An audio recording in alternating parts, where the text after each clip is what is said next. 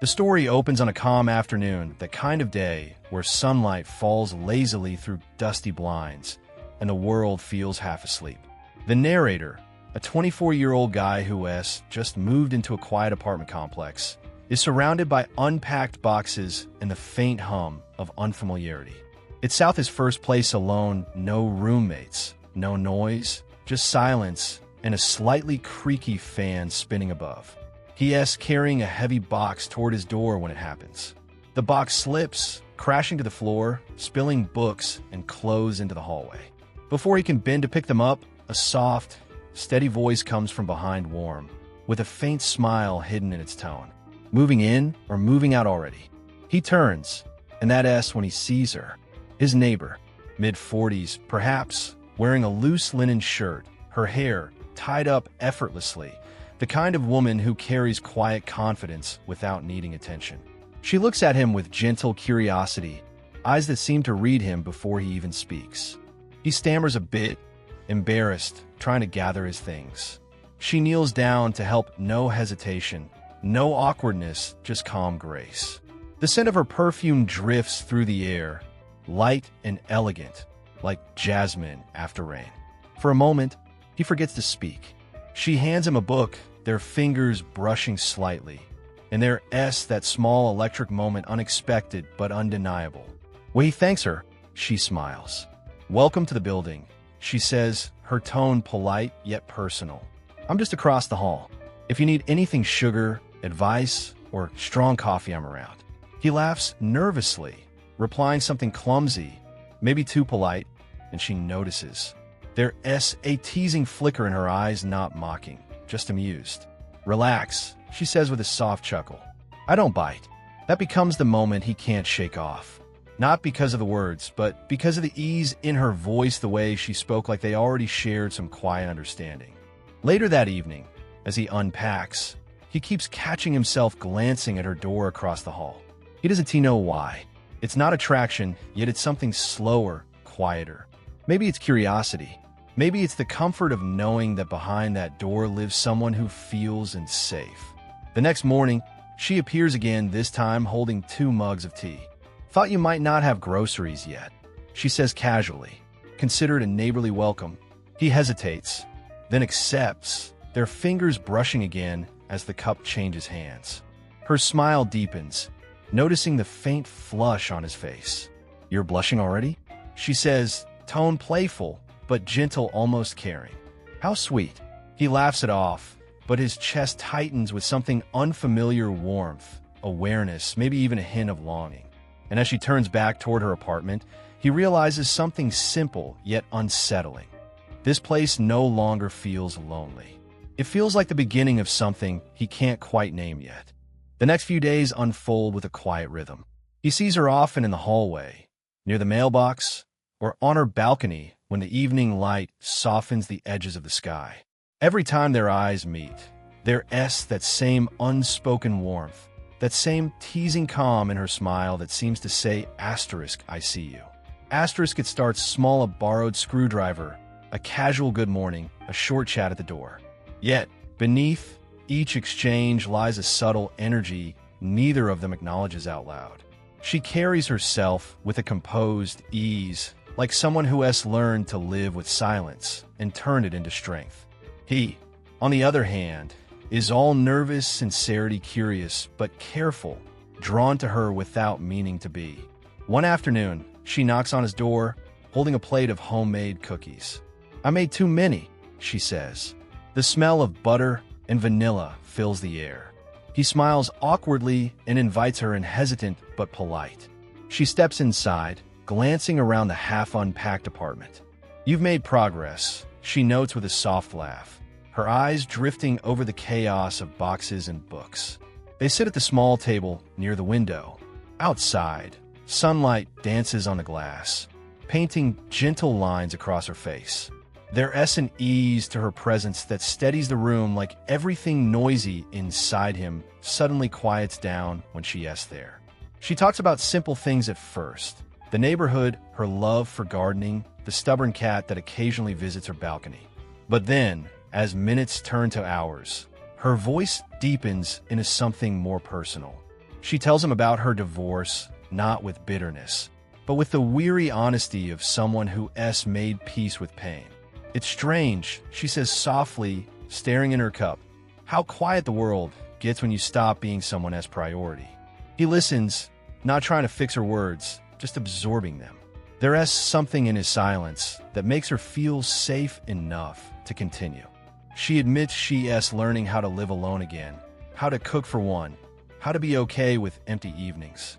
When she looks up, she finds his eyes waiting, sincere and unguarded. "You're easy to talk to," she says quietly. He smiles, uncertain what to do with the compliment. That's when she leans slightly forward, resting her chin on her hand, studying his face with amused tenderness. "You're blushing again," she says, a playful spark lighting her expression. "How sweet." Her tone is light, but the words linger, not flirtatious, just intimate enough to stir something inside him. He laughs it off, mumbling something about the heat, but they both know better. The air between them feels alive, now charged with something unspoken. When she leaves, she pauses at the door, glancing back with a soft smile. "You should visit sometime. My balcony's nicer than this," she says. After she's gone, he stands there for a long moment, heart steady but warm, realizing that what began as polite, neighborly gestures is turning into something else, something deeper, more fragile, and quietly magnetic. And somewhere in the quiet of that evening, he admits to himself that her voice, her laugh, even her stories, and have started to feel like home. Days begin to fold into one another, quietly marked by her presence. The sound of her balcony door sliding open in the mornings, the scent of coffee drifting faintly through the hallway, small things, ordinary things, but he notices them all now. And somehow, those little moments start to shape his days. Their friendship grows in the soft, invisible way connections often do, without permission, without plan. He finds excuses to visit, asking if she knows any good laundromats nearby, borrowing a hammer, or returning her dish even though it stayed on his counter for days. She knows what he is doing and lets him. There's something healing in his company, something young and unfiltered, like a breeze sneaking through an open window she forgot to close. One evening, she calls him over to help fix a broken lamp. The light flickers between them as they work side by side, shoulders brushing now and then. Each time they touch, however accidentally, it feels like the air tightens a little. "You're too serious," she teases, handing him the screwdriver. "Loosen up, it's just a lamp." He laughs softly, aware that it's not the lamp making him nervous. It's the nearness, the quiet rhythm of her breath, the way her hand occasionally rests against the table beside his, the warmth radiating between them. When the light finally steadies, she sighs in relief, smiling in that way that always softens her face. "See? Fixed. We make a good team." Her words shouldn't mean much, yet they do. They linger, humming under his skin as he walks back to his apartment. That night, he can't sleep. Every small detail of her voice, her laughter, the way she looks at him when she talks replays in his mind, over and over. But with that growing closeness comes confusion. He doesn't know what this is or what it's supposed to be. He is aware of the difference between them in years, in experience, in the lives they've lived. And yet, when he is around her, those differences dissolve. She doesn't treat him like someone younger, just someone present, and that is enough to undo him. For her, too, there is a quiet conflict. She finds herself looking forward to his knock on the door, to the lightness he brings into her otherwise still evenings. He listens when she talks, not out of politeness but genuine care. And though she tells herself it's harmless, just companionship, her heart betrays her when he smiles. Their connection becomes something delicate, suspended between friendship and something unnamed. Every shared silence, every lingering glance feels like it might tip them over the edge, but neither of them moves. Not yet. Late one night, as she stands on her balcony, she hears a soft laugh from next door's laugh. Their eyes meet across the short gap separating their apartments. No words, just quiet understanding.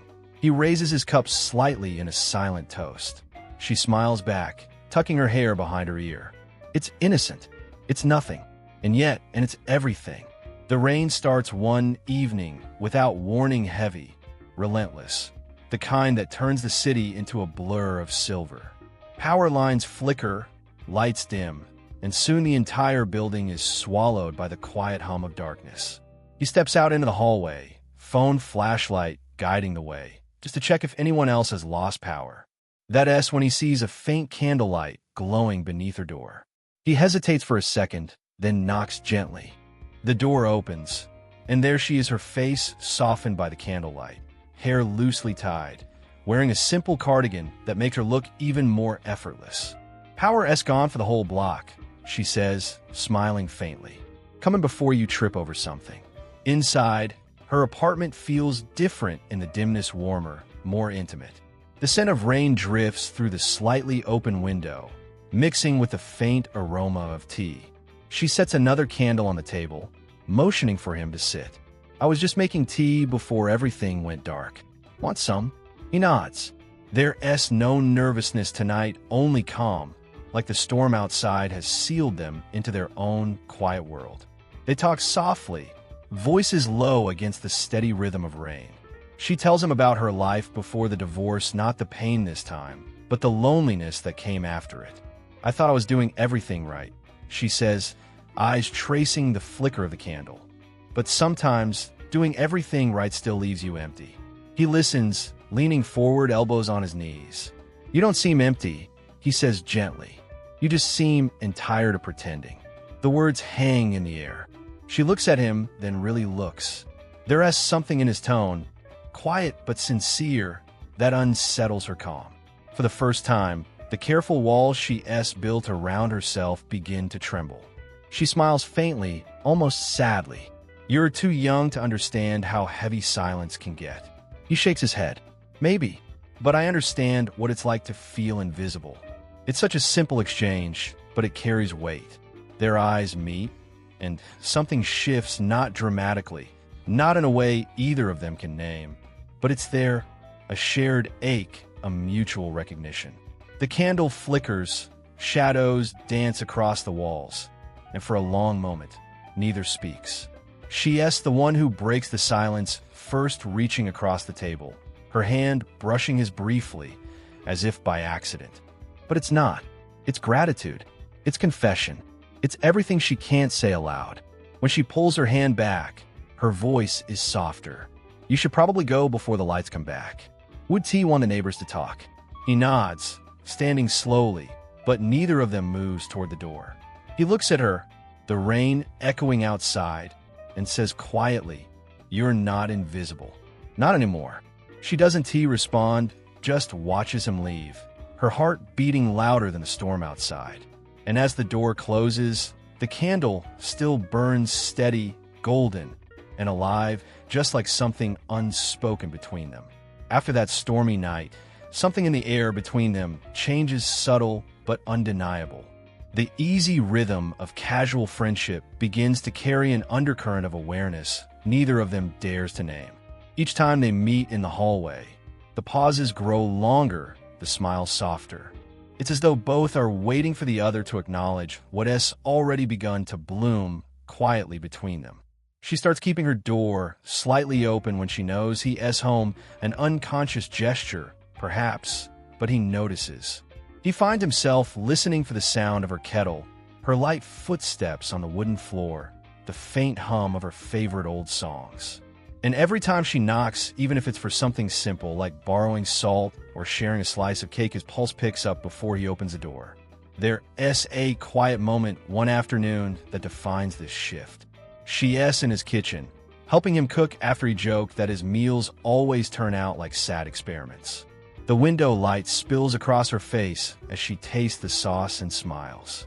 "Not bad," she says softly, then adds, teasing, "Maybe you just needed better company." He laughs, turning away quickly, so she won't notice the color rising in his cheeks. But she notices she always does. Gently, she reaches out to brush a smudge of sauce from his wrist, her touch brief but deliberate. Still blushing, she murmurs, voice playful yet warm. That single touch lingers longer than it should. He tries to shake it off, but her nearness keeps echoing inside him.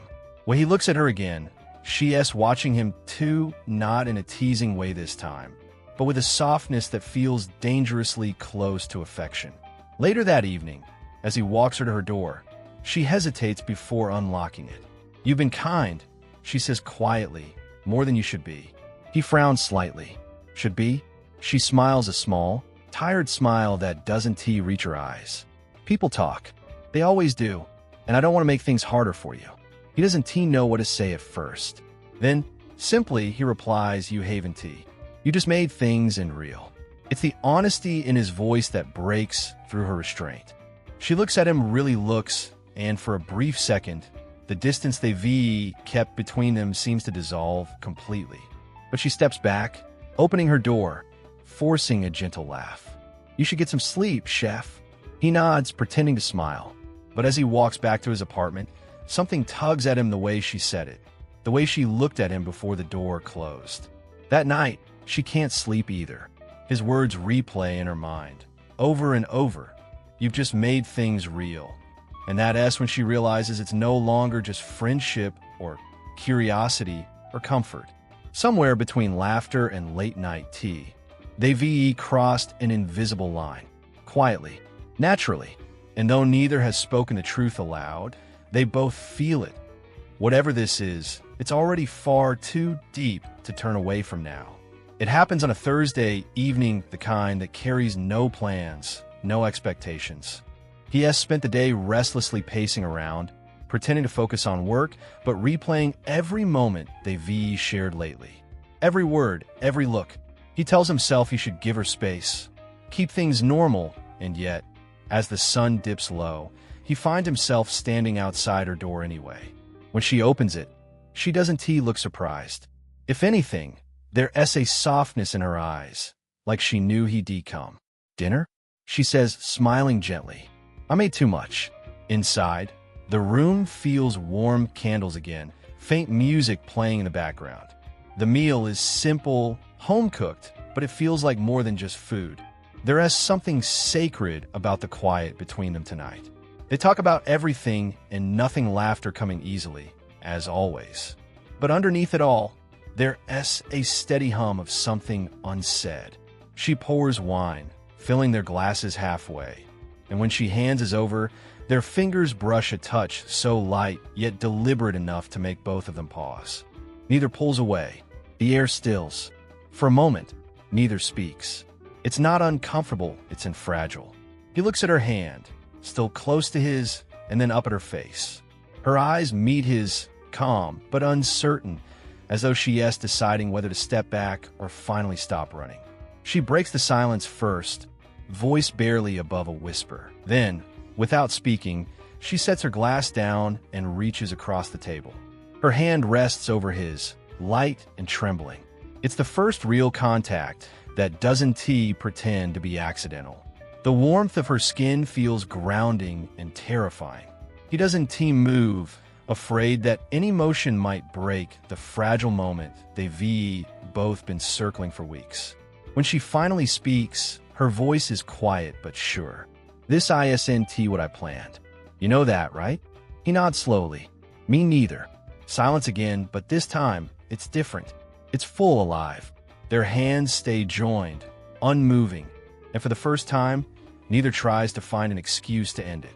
She exhales softly, looking down, then up again, and there's a faint, tender smile that carries more truth than words ever could. In that moment, everything that's been building between them, the restraint, the confusion, the gentle ache of wanting finds its voice without a single confession spoken aloud. No promises, no declarations, just two hearts quietly agreeing. This is real. And as the candlelight flickers across her face, he realizes this isn't the start of something forbidden. It's the beginning of something honest. The next morning arrives, softly sunlight filtering through half-drawn curtains, birds somewhere in the distance, and the quiet hum of a world that doesn't yet know how much has changed. He wakes up earlier than usual, not because of an alarm, but because his mind feels both heavy and still.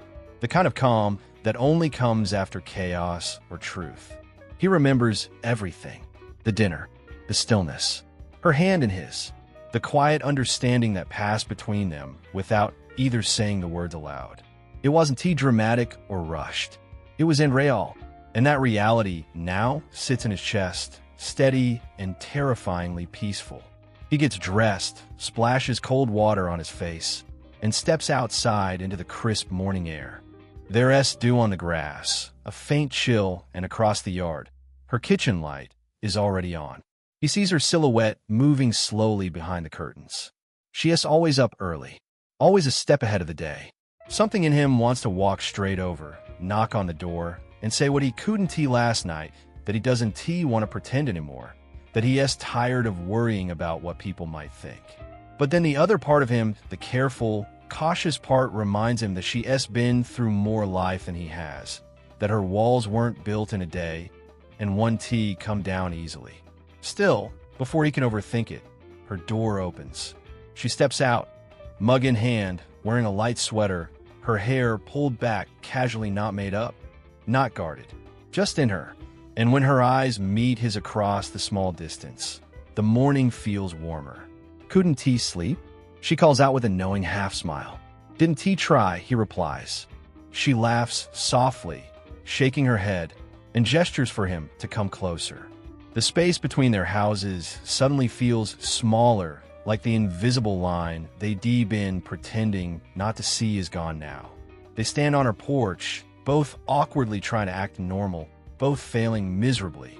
She hands him her extra mug of coffee without asking. Their fingers brush again, the same familiar, quiet electricity. About last night, and she begins, her voice careful. He interrupts gently. You don't have to explain. She looks at him, steady but unsure. I know, but I want to.